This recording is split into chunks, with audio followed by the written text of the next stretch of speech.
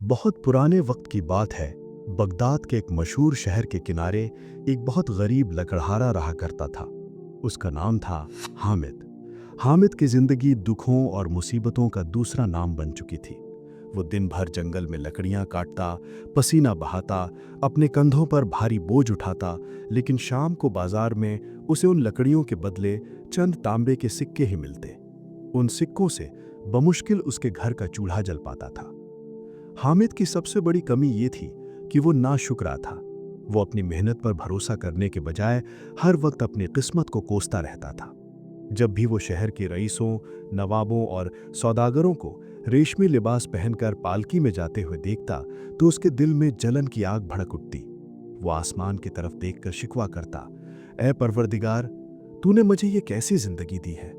मेरे नसीब में सिर्फ धूल, पसीना और रूखी रोटी लिखी है, और इन लोगों के नसीब में मखमल और मेवे। क्या तेरी खुदाई में इंसाफ नहीं? एक शाम की बात है। हामिद जंगल से लकड़ियां बेचकर लौट रहा था। उसका मन बहुत उदास था, क्योंकि आज बारिश की वजह से उसकी लकड़ियां गीली हो गई थीं और किसी ने उन्हें खरीदा नहीं था। वो भूखा प्यासा अपने किस्मत को रोता हुआ घर जा रहा था। चलते चलते वो ख्यालों में इतना खो गया कि रास्ता भटक गया। अचानक उसने देखा कि वो शहर की एक ऐसी पुरानी और अनजान गली में आ गया है जिसे उसने पहले कभी नहीं देखा था। वहां गहरा सन्नाटा था और शाम का धुंधलखा छाया हुआ था। गली के आखिर में एक बहुत पुरानी छोटी सी दुकान थी, जिस पर एक मध्यम सी लाल रोशनी चल रही थी।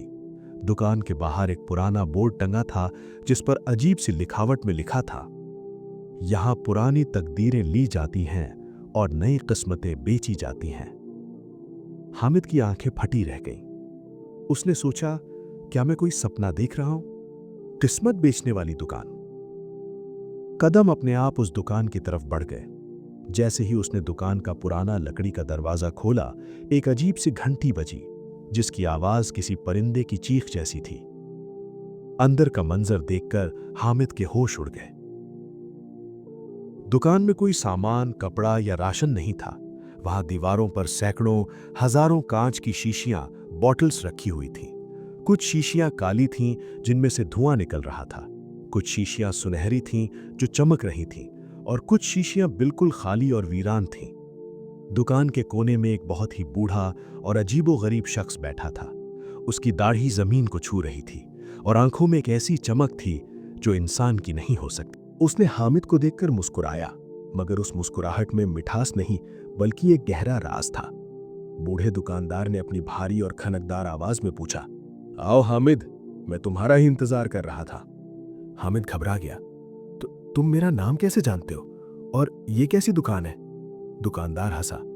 मैं वो सब जानता हूं जो तुम अपनी जबान से नहीं कहते, मगर दिल में सोचते हो। तुम अपनी मुफलिसी यानी गरीबी और बदकिस्मती से तंग आ चुके हो, है ना? तुम चाहते हो कि तुम्हारी ये फटी पुरानी किस्मत बदल जाए। हामिद के दिल की बात जबान पर आ गई। उसने तड़प कर कहा, हाँ बाबा, मैं बहुत परेशान हूं। मैं मेहनत करके थक गया हूं, लेकिन मेरा नसीब नहीं बदलता। क्या वाकई आप किस्मत बदल सकते हैं? दुकानदार ने अपनी मेज पर रखे एक बड़े से तराजू यानी स्केल की तरफ इशारा किया और कहा, बेटा, इस दुकान का एक उसूल है। यहां किस्मत खरीदी नहीं जाती, बल्कि बदली जाती है। अगर तुम्हें एक नई और चमकदार किस्मत चाहिए, तो तुम्हें अपनी पुरानी किस्मत मुझे देनी होगी, और साथ ही उस शख्स का नाम बताना होगा जिसकी किस्मत तुम लेना चाहते हो। हामिद की आंखों में लालच की चमक आ गई। उसने सोचा कि यह तो बहुत आसान सौदा है। मेरी बदकिस्मती वैसे भी मेरे लिए बोझ है। अगर ये बुढ़ा उसे ले ले तो मेरा क्या नुकसान? हामिद ने फौरन कहा, मैं तैयार हूं। मैं अपनी ये गरीबी वाली किस्मत देने को तैयार हूं, लेकिन बदले में मुझे इस शहर के सबसे अमीर आदमी सेठ जाफर की किस्मत चाहिए। वो जिसके पास सोने के पहाड़ हैं और जो कभी पैदल नहीं चलता। दुकानदार की आंखों में एक अजीब सा साया लहराया। उसने हामिद को गौर से देखा और एक सुनहरी शीशी की तरफ इशारा किया, जिस पर सेठ जाफर का नाम लिखा था। वो शीशी इतनी चमक रही थी कि आंखों को चकाचौंध कर रही थी।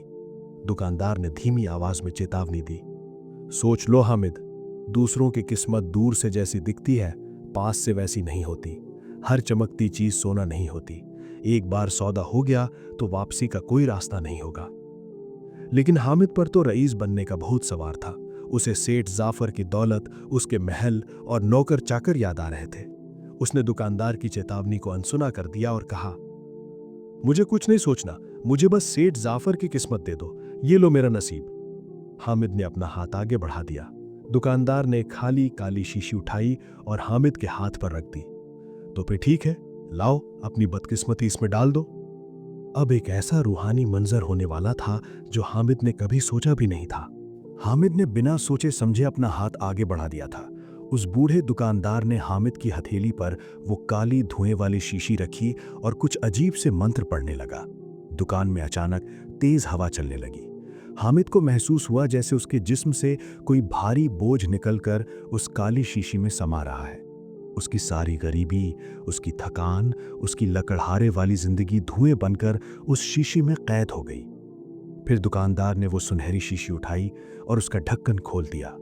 एक सुनहरी रोशनी निकली और हामिद के अंदर समा गई। दुकानदार की आवाज गूंजी, जाओ हामिद, आज से तुम सेठ जाफर हो, तुम्हारी मुराद पूरी हुई। हामिद की आंखों के सामने गहरा अंधेरा छा गया और वो वहीं बेहोश होकर गिर पड़ा। जब हामिद की आंख खुली तो उसे लगा कि वो जन्नत में है। वो अब जंगल की टूटी फूटी झोपड़ी में नहीं था, बल्कि एक आलीशान महल के कमरे में मखमल के गद्देदार बिस्तर पर लेटा हुआ था। कमरे की दीवारें सोने और चांदी से सजी थीं। ऊपर एक कीमती झाड़ फानूस लगा था। उसके चारों तरफ कई नौकर और कनीजे हाथ बांधे खड़े थे।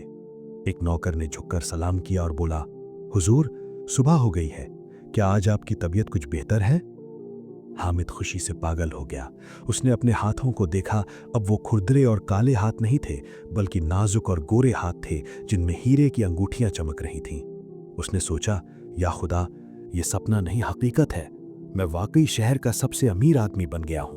अब न लकड़ी काटने का झंझट, न धूप में जलने की फिक्र। हामिद ने जोश में आकर बिस्तर से उठने की कोशिश की। वो दौड़कर आईने में अपना नया रूप देखना चाहता था, लेकिन जैसे ही उसने अपने पैर जमीन पर रखने चाहे, एक खौफनाक हकीकत उसके सामने आ गई। उसके पैर हिले ही नहीं। उसने दोबारा कोशिश की, लेकिन उसका जिस्म कमर के नीचे बिल्कुल बेजान पत्थर की तरह था। वो घबरा कर चिल्लाया, अरे मेरे पैरों को क्या हुआ? मैं चल क्यों नहीं पा रहा? नौकर दौड़कर पास आए और बोले, मालिक, आप भूल गए, पिछले 10 सालों से आप फालिज के शिकार हैं। आपके दोनों पैर काम नहीं करते, आप तो बिस्तर से हिल भी नहीं सकते। हामिद के पैरों तले जमीन खिसक गई। फालिज? अपाहिज? उसे याद आया कि सेठ जाफर हमेशा पालकी या घोड़ा गाड़ी में ही नजर आता था, कभी पैदल नहीं चलता था। दुनिया उसे शान समझती थी, लेकिन हकीकत यह थी कि वो चल ही नहीं सकता था। हामिद लकड़हारा गरीब जरूर था, लेकिन उसके पैरों में घोड़े जैसी ताकत थी।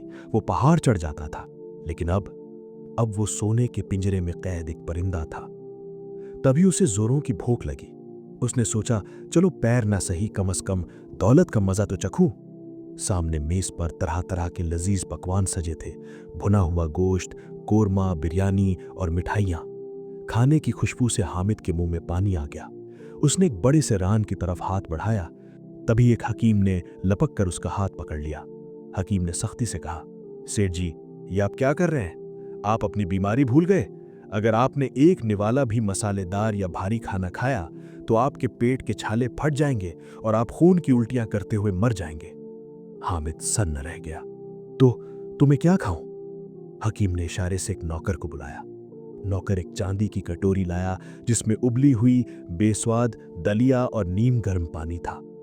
हकीम ने कहा, यही आपकी किस्मत है हुजूर। दौलत बेशुमार है, मगर आप सिर्फ उबला हुआ पानी और ये फीका दलिया ही खा सकते हैं। आपकी आंतें अब और कुछ बर्दाश्त नहीं कर सकती। हामिद की आंखों में आंसू आ गए।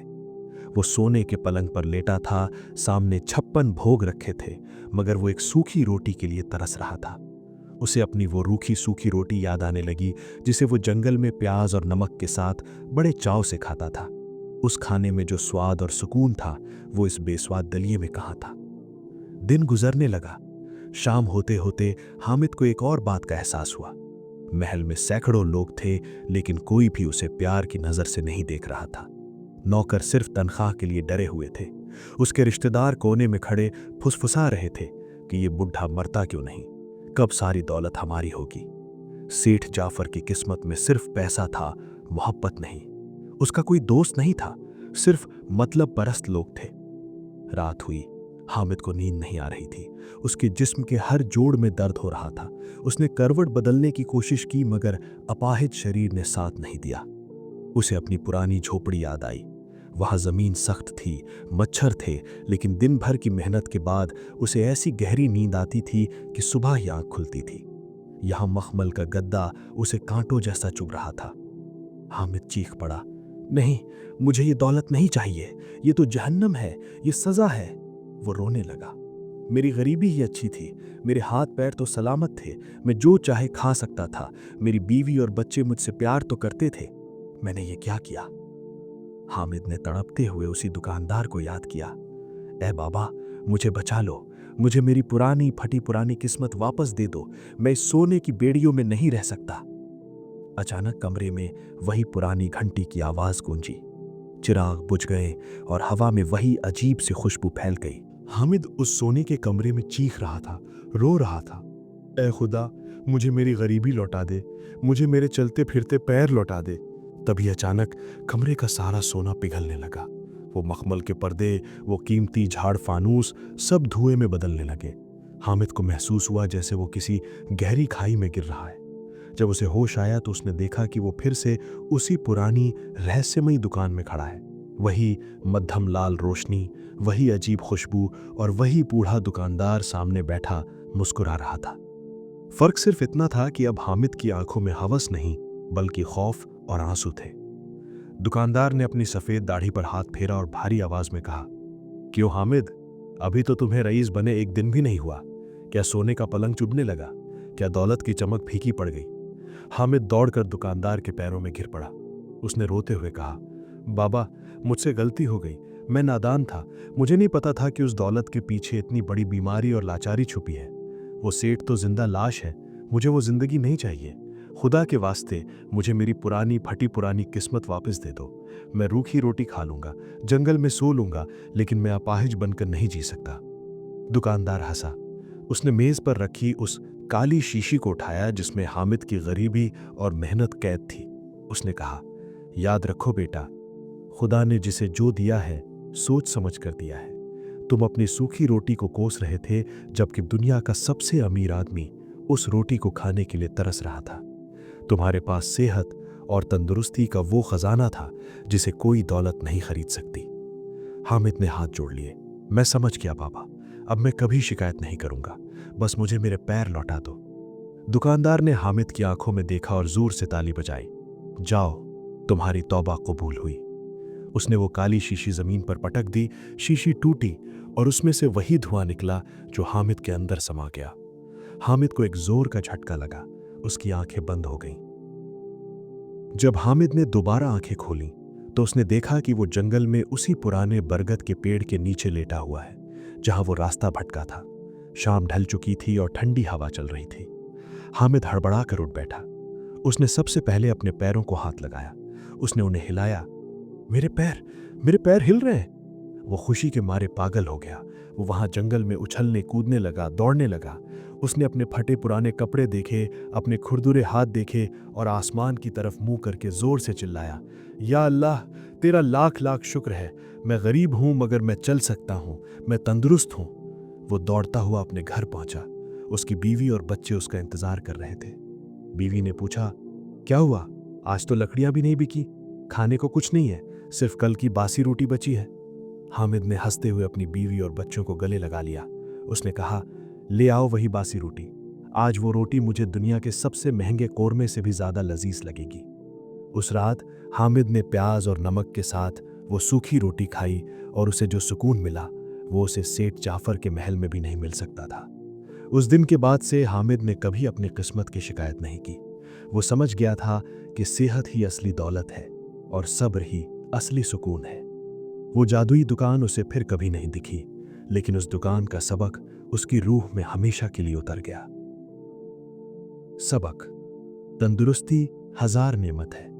हम अक्सर दूसरों की चमक धमक देखकर अपनी खुशियों की नाशुक्री करते हैं, जबकि हमें यह नहीं पता होता कि दूसरों की जिंदगी में क्या तकलीफें छुपी हैं। जो मिला है उस पर शुक्र करना ही असल अमीरी है। दोस्तों, अगर हामिद की इस तौबा ने आपकी आंखों को भी खोला है तो इस वीडियो को अभी लाइक करें। कमेंट में अल्हम्दुलिल्लाह लिखें अगर आप अपनी सेहत और ज़िंदगी पर खुश हैं।